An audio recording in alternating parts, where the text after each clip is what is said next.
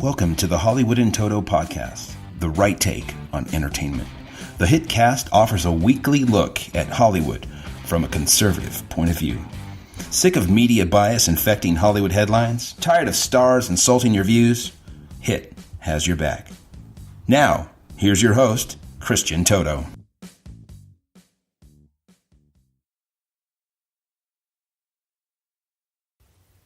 Welcome to episode 68 of the Hollywood in Toto podcast, the right take on entertainment. This week we're speaking with entertainment journalist and comic book writer Ethan Sachs. Ethan and I don't see eye to eye on politics at all. That's why I wanted to have him on the show. I also want to check in with him and see what he thinks about his Hollywood writing peers. Are they covering the industry fairly? I know I'm not a fan of their work. What does Ethan have to say? This week's show is sponsored by Will & Grace. The Resistance sitcom gets a fraction of the audience of that Roseanne reboot, and they're darn proud of it. Before my conversation with Ethan, I wanted to talk about my favorite movie of all time. Why? Well, it's the question I'm most often asked as a film critic. What do you do for a living? Ah, interesting. What's your favorite movie? I know I should pick Citizen Kane or Casablanca, Lawrence of Arabia, one of those classic movies that sit atop the AFI lists. I can't do it. It's Raising Arizona in a Walk. It's not even close. The comedy follows a childless couple who steals a baby from a family that has more than they can handle. Well, enough said, right? I remember seeing it in the theaters with my goofball friends from Long Island back in the day. I picked the movie that night, which obviously put some pressure on me. I knew that because they threatened to remove my testicles if Raising Arizona was a clunker. That's what friends are for, right? The film's frantic Huggies chase mid-movie, which is an absolute classic, must have wowed them on some level because one of my buddies leaned over to me just as it ended and said, "That just saved you a testicle." Memories. But what is it about this Coen Brothers comedy that makes it my favorite movie of all time? I think there's a lot of different reasons I could say, but it's durability for me. I can watch this movie anytime, anywhere, probably even after I've just watched it. I could plug it in again, crank it up, and I'd enjoy it all the more. And also, I'd always find new things to laugh at. That's how deep, that's how amazing this movie is, that all these little inside jokes, these little tells, the little flourishes that the Coen brothers put into the movie, it all works. And you have to watch it multiple times just to check them all out. I'm sure I've missed some scenes, even though I've seen it maybe 100 times. And I knew it was durable for me because I used to work back in the day at a mom-and-pop video store. Yes, this was back in the VHS days for those old-timers who, like me, remember those technologies. But every Saturday night, about 7:30 or so, I knew there was only one movie I wanted to watch. Saturday nights were super-duper busy. Tons and tons of customers coming in, trying to get their movie for the evening. I get it, and that's just the way the store went. So I really didn't have time to watch a movie on the screen in the store itself. So I needed something that I can kind of glance at now and then that would feel familiar, that would be welcoming and warm, and that I could actually maybe watch a moment or two and enjoy it on some level all over again. So, of course, it was Raising Arizona. I think I drove my colleagues a little bit nutty picking that movie again and again and again, but that was the Saturday night ritual, and they knew better than to change it. They let me have my way.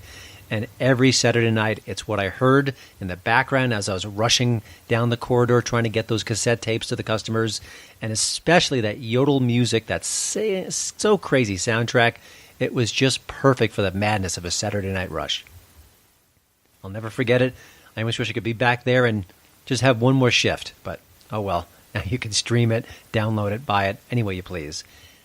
Which begs the question, what's your favorite movie? What's the movie that you love to death, but you know what? You know it's not a classic. You know it's not the sophisticated choice, but you can't stop loving it. If you've got one, let me know on Twitter. Just use the hashtag FaveFilm, FaveFilm. I will see it, and I can't wait to see what you have to say.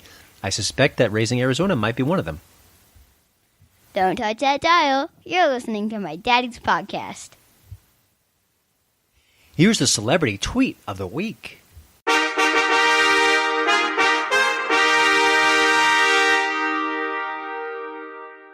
This week's winner is Chelsea Handler, and I think she might have won a previous time too, but this one was too good to pass up. It manages to be both unfunny and homophobic in a single sentence. That's not so bad. Here we go. Jeff Sessions is definitely a bottom. Is there something wrong with the gay lifestyle, Chelsea?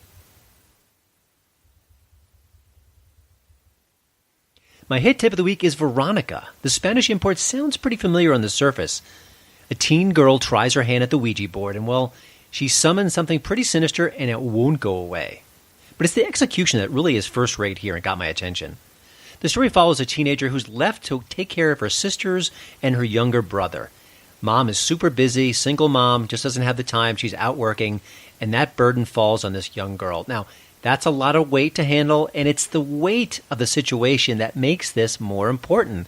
It's got bigger, bolder stakes. That's one of the key reasons why people love horror movies. You have to care about the people involved. If you don't, it's just a kill shot, what's going to happen next? This one's different. The scares here are really frequent, and they're first rate, and the visuals are absolutely chilling. I've heard people say, oh, it's the scariest movie of all time. No, let's calm down. It's just a very good, solidly told horror story. You don't have to reinvent the horror movie formula each time out. We've had lots of haunted house movies, slasher movies, you name it, zombie movies. They're all out there. You've got to nail the formula, do it right, do it justice, and that'll make a classic horror movie. I think Veronica is going to be that in a few years. It's certainly good right now. The film is available on Netflix. You're listening to the Hollywood in Toto podcast, the right take on entertainment. Now let's get to my chat with Ethan Sachs. Ethan interviewed me a few years ago when he was working at the New York Daily News, and I was really impressed by that, not just because I was flattered to be interviewed by one of my hometown papers back in the day, but also he wanted a conservative's take on certain issues that were happening in Hollywood at the time. So we talked a few different occasions on a few different stories, and he didn't twist my words. He just presented me in a very fair and clear fashion, and that impressed me. I know a lot of Hollywood reporters either ignore conservative points of view, maybe twist around, or maybe kind of make them not sound as exactly as they are intended to sound. And the fact that he did neither of those was really, really good. He was on my radar, and I was on his. So we've checked in now and then over the years, and more recently he's left the Daily News. Now he's working with Real Clear Media and also Today.com. Plus, and I just found this out, he's writing for Marvel Comics, the Old Man Hawkeye series. Talk about a guy with range. Now, if you follow Ethan on Twitter, at Ethan J. Sachs, S-A-C-K-S, you'll see he's a reliably left-of-center fellow. No crime in that. Last time I checked, my wife is pretty liberal as well. But he doesn't let that fact stain his journalism. That's why I respect him. I wish we had more people like Ethan Sachs out there who were reporting in a more fair and robust fashion. We don't, and that's a problem. We're going to talk about that in a little while. Here's my conversation with Ethan Sachs. Well, Ethan, Thank you for joining the HitCast. I want to get the cliched question out of the way, and I often ask this of people with either unconventional jobs or jobs that are sort of kind of what I do. How did you get into entertainment journalism? Because I don't think there's a straight line between high school and writing for the Daily News. So what was your – give me the thumbnail sketch of how that journey proceeded. Well, the shortest version of this is I was at the Daily News for 20 years, so essentially the meat of my career. And when I started, the internet was just taking off, and I was recommended by someone I had worked with on an internship. And so, long story short, I got in at the ground floor of the Daily News internet team. We helped put the website up in 1996, so I joined in October 96. And I literally worked sports news. Then I was middle management on the website, and eventually my love was movies, so I just started on the side writing some movie stories for them, and eventually transitioned. So by the time I took a buyout in the end of 2016, I was the film editor. That was my last title there. So it was basically being in the same place and getting to know people that basically I could just pitch almost anything, and 9 out of 10 times they'd agree to do it. So wow, I think you pulled my move. I worked for 2 different newspapers, and each time kept volunteering to do entertainment stuff until they said, okay, you can keep doing it. So yeah, I mean, I tried crime reporting for a little stretch, and that was, as you'd expect, incredibly depressing. So I found it was not as well suited for that. Gotcha. Well, talk a little bit about sort of today you work for a number of different outlets. What stories are the most attractive to you, either the ones you pitch or the ones you get that you go, this is a subject I'm really kind of looking to kind of dig into? One of the things I found that I didn't like, working for a tabloid like the Daily News is a lot of times coverage was really geared around celebrity coverage. Mm-hmm. So it would be all about, if Matt Damon was starring in The Martian, they really don't care so much about The Martian as in and of itself. It was more about Matt Damon and could I find anything. And to be honest, Me Too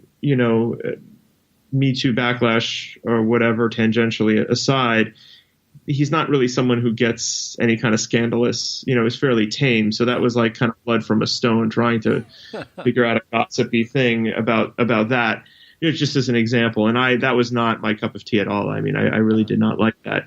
What I gravitate towards is I really do love the sort of business of film, the sort of horse races behind the scenes to everything from like box office to poor decision making by studios, things like that, long-term trends.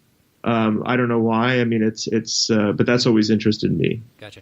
When you think about the sort of celebrity interviews where looking for a little bit of kind of a whiff of scandal for like a Matt Damon type, is that something the editors would ask you for, or did you know that was something that they wanted, or how did that sort of manifest itself? I mean, so basically, a lot of it now, at least at the level where I used to work, it's not. I mean, the places I freelance for now, I don't do that type of journalism. Mm-hmm. It's sort of straightforward.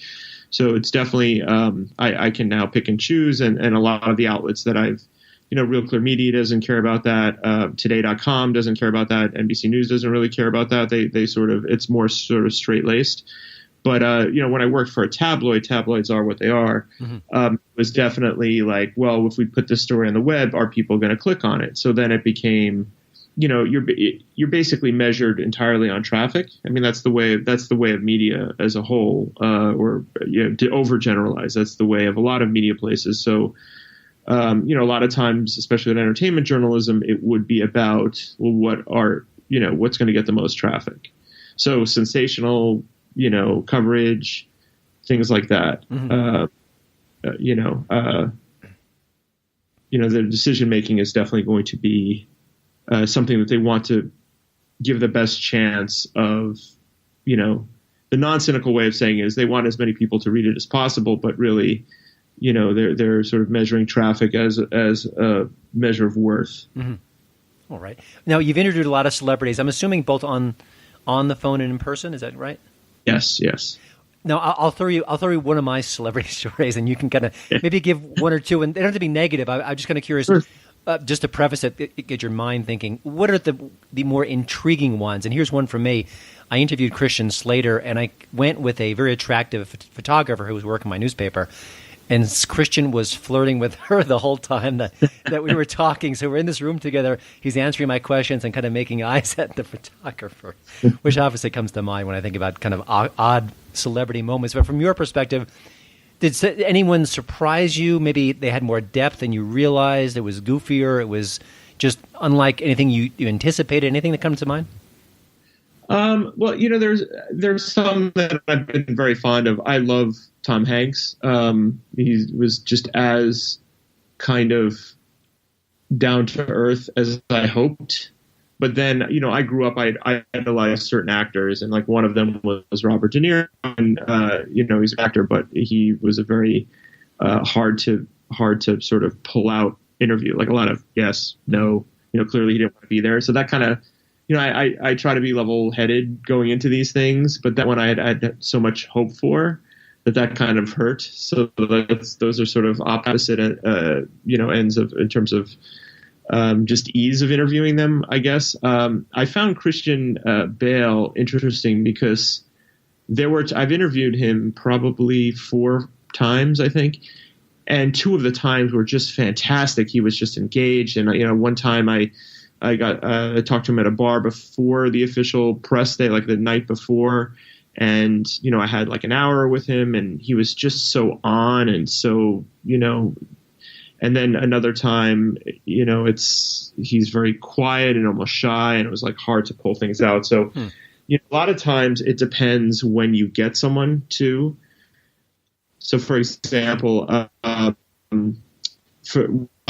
the first Hobbit. I went down to New Zealand for the very first the start of their 3-week press tour through the U.S.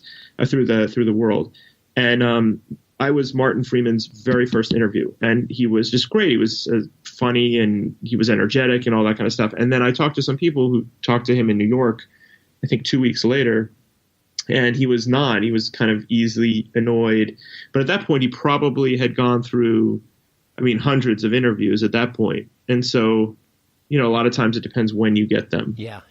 I interviewed Dwayne Johnson once, and I was the last interview of a long, long day. And he was very cool and very full of energy. But I suspect he's the exception. And also, I get it. If you're doing 2 weeks of getting inane questions, you might be a little burnt out. So, totally understandable. Same questions, even the same questions, because, you're probably asking half your questions, no matter how much time you spend on them, are going to be some variation of one that they've heard. Yeah. Excellent. Well, I want to change gears a little bit. There was a lot of noise in recent weeks about the Oscars, and the ratings were down, and a lot of conservatives were crowing and saying, hey, that's because they're insulting half the audience. And we've seen recent rating slides with the different award shows like the Grammys and things like that. And clearly we're living in a niche society more than ever, and there's streaming options and people are on Twitter. I think those are all factors here. But I do believe that politics are hurting the ratings, and they've even had, I think the New York Times had a story where they can measure minute by minute how things go, and when a star got political, the ratings would sort of slip. From your perspective, how big a factor is that, and do you think that the stars care? Does the George Clooney types, do they want to hold back their message, or they think that maybe that's the price that will be paid? I think it's a couple things. I do think it does make a difference for sure, because even if, let's say, 40% of the audience, I'll give you an example. At the Daily News, there was a stretch before, like when Trump was running, you probably remember this, or you probably saw this through social media, but they were just very anti-Trump, they picked an editorial slant, as a lot of places do. Certainly the Post went the other way, but they picked a very, and this is New York, which is considered the sort of liberal mecca, if you will. But what you have to understand is, let's say 70% of the population, leans far left or leans towards the left. That's still 30% of New Yorkers that don't. So when you have a newspaper, that does make a difference. They were finding that advertising, was down, and some people, some very vocal minority of readers were canceling subscriptions because they were getting, angry, because it wasn't just like in the op-ed pages. It was like, on the front page, like there was a famous one of like Trump as a clown, or I probably saw that on social media. So like you could say, well, they really are going for that 70%, but they're ignoring that 30%. You know what I mean? That it all adds up. So let's say of the pot, because I do think in general, not everyone watches the Oscars to begin with. It's a lot of navel gazing. A lot of the movie. There'll be some years when like Titanic or Lord of the Rings are the sort of dominant films going in, but half the time at least people, the average mainstream moviegoer doesn't always know the majority of the Best Picture nominations, So I think going in, it's an uphill battle to get, really intense interest on a wide scale. But certainly I do think if it's so incredibly politicized, it probably does alienate some people. And look, even if with ratings, even a certain decent sized percentage does matter. So I do think there is something to that. I think this year was less, though, about national politics. There was some of it, but I think it was so focused on the Me Too stuff that, I think certainly the year before was much more Trump bashing, almost the whole Yeah. This was more of a potpourri of sort of issues. A quick question. I had the chance to interview Jack Black maybe 2 years ago for Goosebumps, and he had just put out a video that was supporting the Iran deal that President Obama had worked on. And I asked him, I said, do you worry about, when you get political about your audience or losing this or alienating folks? And he just kind of laughed, and not like a jerk. He was being honest. He said, I don't care. Do you think that other actors are in a similar boat, or is it? It's tough to, everyone's different. Yeah, I think certainly actors, because they're essentially, I think once you get to a certain status, maybe you can get away with that to some extent. And also, actors in general are hired guns, right? Like they're going from project to project. So I think there's less feeling of, you look at, for example, Chris Evans is Captain America. And people have their political opinions, and I probably overlap with 90% of Chris Evans' political opinions, but he's very vocal about it. And, I'm sure there are some people who watch Captain America and they don't overlap with his political views. So that probably makes it a little harder for them, because when you go into a movie theater, a lot of people want to suspend their disbelief, right? That's their goal. So I can see how that would rub some people the wrong way. Mm-hmm.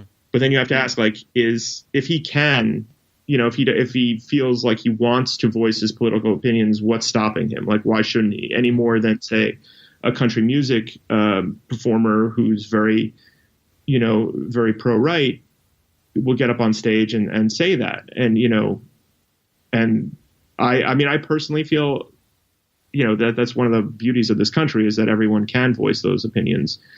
Some people, though, have to make some sort of, pragmatic decision sometimes if you're not at a certain level, or if it does affect your job. Certainly, like, I'm trying to think of an example where it's burned some people. Certainly the Dixie Chicks. That comes to mind. Sure, they had a right to say whatever they want, but people vote with their dollars, and if people aren't buying their albums, well, they still have a right to say whatever they want, but there will be consequences. It's the same for things like boycotts or. I hope I'm answering this question. No, it's a challenging question, so I want to get and there's no black and white answers, but no worries. I think social media has also complicated it, because I think in years past you've had publicists doing a great job of sort of reining in some impulses maybe from celebrities, because they take a long view. So right, if someone says something and it's like, well, this might be controversial or whatever, but then some celebrities are on social media all the time, and then there is no gatekeeper, right? Yeah. So it's, if they're not careful and they just sort of say, what they want, then often they have to backtrack and, Well, one of the things that I was really curious to talk to you about, and let me just give a little background. Ethan and I kind of connected a bit because he was reaching out to me for stories. He was with the Daily News. He wanted a right-of-center voice in particular stories, and I really appreciated that, because I don't think our politics don't align, but he was always a fair arbiter of what I was saying and sort of the bigger picture, too. And I think more journalists should be doing that, at least examining both sides. But what's kind of stuck in my craw for quite some time, and I want to ask you because I trust you and I'm kind of curious, is that I really feel that a lot of entertainment outlets are either protecting left-of-center stars or even ignoring when they kind of behave badly. And I'll give you two quick examples. The Madonna speech about dreaming and blowing up the White House. I remember Deadline.com covered it and then sort of really aggressively covered her denial or her explanation, and kind of they really wanted to get the story off, get it out of the headlines. And more specifically, Joss Whedon, who I couldn't love the Avengers anymore, so he'll always have a place in my heart for that. But he sent out a tweet, gosh, it might have been a year or so ago, indicating that he thought that Trump would start rounding up and killing gay people. And I think even if you're the hardest core anti-Trumper, I don't know if you'd quite go there. And those stories either didn't get covered or were kind of blanketed or ignored or kind of massaged. And I think that's a problem. I think there's an inequality within sort of the entertainment, sort of the Hollywood Reporters, the Varieties, the Deadline.coms, the Rap.com. I just want to get your reaction to that. Is that a fair assessment? Is it more complicated than that, or does that indicate maybe that these outlets should have more right of center voices that could kind of bring some balance to the situation? Well, I definitely think I think like in an ideal world, a lot of this coverage would the individual writers' leanings wouldn't matter, but I think they do sometimes. The question, though, is like who's making this. So often what you find is the ownership of a lot of these outlets tend to sort of lean right as a rule. And then this is a horrible generalization, but then a lot of the writers and editors lean left, especially, certain outlets. So I guess, I think sometimes some of those celebrities, they'll go hard on them if it reaches a certain critical mass where a combination of, traffic / ratings matter, and also they can't be ignored anymore. So for example, Harvey Weinstein's a tough one because I don't know that there was so much common knowledge that he was a sexual predator. They knew, common knowledge was that he was a bully and destroyed careers and things like that. I think some of the more the darker stuff may have been a surprise to a lot of people, certainly to me. And I covered movies. I've interviewed him before. I had the worst rumors I had heard about him did not involve women. So it was hard, to sort of know what other people knew. But I kind of feel like, he was somebody who, insulated himself well. Right. But once it was out there, it was a feeding frenzy. Yeah. You know what I mean? So I think there comes, I don't know. Certainly I have not been aware of any edicts like protecting individual people. But who's to say? I really don't know if that is something. Does that make any sense? Yeah.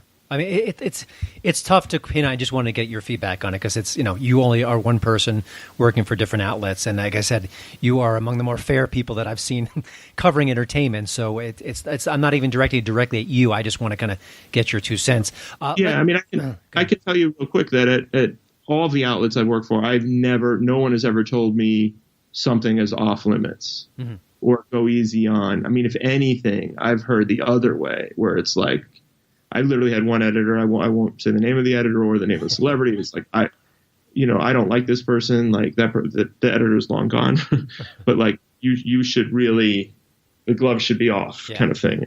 And it was like, but I mean, that was sort of at the other end of the extreme. I've never heard at any of those outlets I've worked at, someone say, don't, this person's off limits or whatever. Gotcha. Let's shift gears again a little bit. I want to talk about Hollywood trends. We're kind of knee deep in 2018 at this point, and we're seeing some things happening. Obviously, Black Panther has been the blockbuster to beat all blockbusters, and we knew it was coming, but I think it's even bigger than we expected. What else is kind of coming around the corner? Just because you're in this area, and you also kind of have affinity for the business side of things. What can we look forward to? What do you think that's going to happen? Or maybe what's sort of building slowly now that might kind of gain some momentum as the months go on? Well, I think the sort of ripple effect from both Wonder Woman and Black Panther is something that maybe won't be seen as much this year because movies take so long to, but they will be seen. I mean, they're already, I don't know if you saw the news, but Ava DuVernay was hired. Deadline is reporting that she was hired by Warner Brothers to do a New Gods. For those of you who are not nerds out there, that's a Jack Kirby sort of cosmic comic book from the originated in the 70s. So she's doing a superhero movie. So basically, you will see more female directors. You'll see more movies that with very, very diverse casts in this sort of genre. And I think, but that's, a year, 2, 3 years away because it takes so long. They're like battleships, right? So you have to steer it until you can change the direction on those things. So that's something not for 2018. I mean, this may not be the biggest trend, but I'm really excited about The Irishman coming out on Netflix.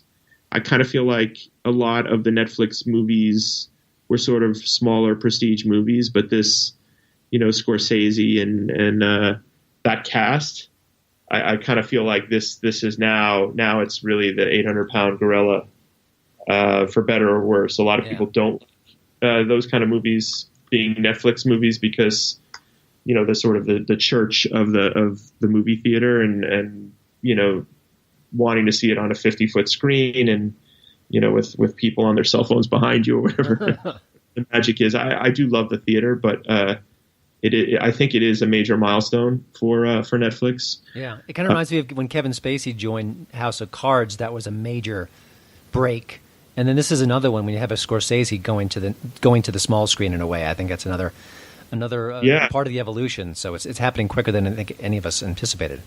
And De Niro, Pacino, Pesci, Keitel. Yeah. I mean, this is like a shared cinematic universe of for cinephiles, right? This is the Avengers for non-geeks. That's right. One last question, Ethan, before we let you go. Anything that sort of fills you with dread, and I'll throw mine in. I really have a distaste for reboots that no one really asks for, like I think there's another series of Terminator films, even though the Genesis reboot clearly showed we were disinterested in both Arnold and the franchise. What kind of sticks in your craw? You're just going to say, I can't believe this is happening again. Well, I want to, first of all, echo yours because part of it is maybe I'm 45, so maybe I'm of a certain age where I saw these things the first time, and that was great. But I don't feel the need to reboot it they're rebooting, I think it was The Grudge. Or the reimagining. See, they're rebooting the word reboot, which is amazing. Now it's reimagining. Uh-huh. I believe it was The Grudge. Yeah, The Grudge is coming out in 2019. So that came out in 2004. So that's 15 years. I mean, it's like Spider-Man, right? Like we've seen the Spider-Man origin story essentially 3 times in 15 years. So it becomes, at some point, let it go for a little while and let it breathe. Yeah. And by the way, I think that the way that the Aunt May character is trending, the next Aunt May is not even born yet. So we'll have to see how that goes. Niece May. But I think one of the things that bothers me a lot, and look, I'm a card-carrying geek. So I love, I grew up reading comic books, the idea that all these superhero movies and Star Wars movies, but there's this oversaturation now. And one of the things that really drives me nuts is this squatting on release dates like 5 years ahead of time before there's a script. Because, every studio has their shared cinematic universes and, they're basically competing with each other. And so they want to get those plum release dates. And so they're making, another Justice League 7 before they've even written Justice League 2, essentially. I'm exaggerating only slightly. Mm-hmm. And the problem with that is then when these movies come out, they sort of, they're business decisions before they're creative decisions, and a lot of them stink, or at least are not what they could be. Yeah. So I think it's now become such a business that there's like 6 or 7 superhero movies every year, and they can't all be great. They can't all have that magic that made you excited when, the first Avengers came out, or when The Dark Knight came out, or things like that. Like, they just can't all, Black Panther is this fantastic movie for a lot of people who, see themselves represented for the first time. But by Black Panther 7, it will lose something. It has to, you know what I mean? And you're seeing the dark universe. That's all. Yeah, and like you're seeing that with Star Wars now a little too. It's like, they've announced 2 separate new trilogies, a live action TV show, and there used to be a little bit more magic with Star Wars, where there was like some anticipation, and like I remember in 1980. The movie closed and Han Solo was still trapped, and my 7-year-old brain couldn't deal with the fact that I had to wait 3 years to find out if he was okay. But that when that Return of the Jedi came out, I was online for an hour and a half. I needed to know. Yeah. So like now there'll be one every 6 months or whatever it is. It's just not the same level of magic, I don't think. I went from dying to see The Force Awakens to shrugging my shoulders at the next installment. That's not. Listen, I'm 49. I'm not their core demo, but I think there are a lot of people like you and I who are feeling the magic slipping away. So, but that's maybe a story for another podcast. Yes, sorry.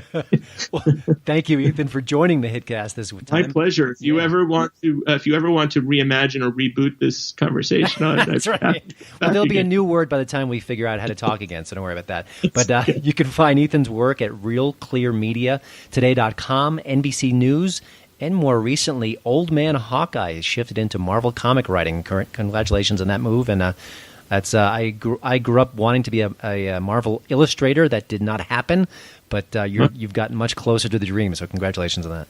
Well, like I always tell people, it's either a midlife crisis or a career change. We'll see. That's right. This is much better than a bad sports car. So thanks, Ethan, and we will talk again. All right, all the best, Christian. Take care. Well, thanks again for listening. Don't forget to check out HollywoodandToto.com for both the show notes and, of course, the latest entertainment news. Please follow me at Twitter at HollywoodandToto. And we'd love it if you leave a podcast review over at iTunes. See you next week.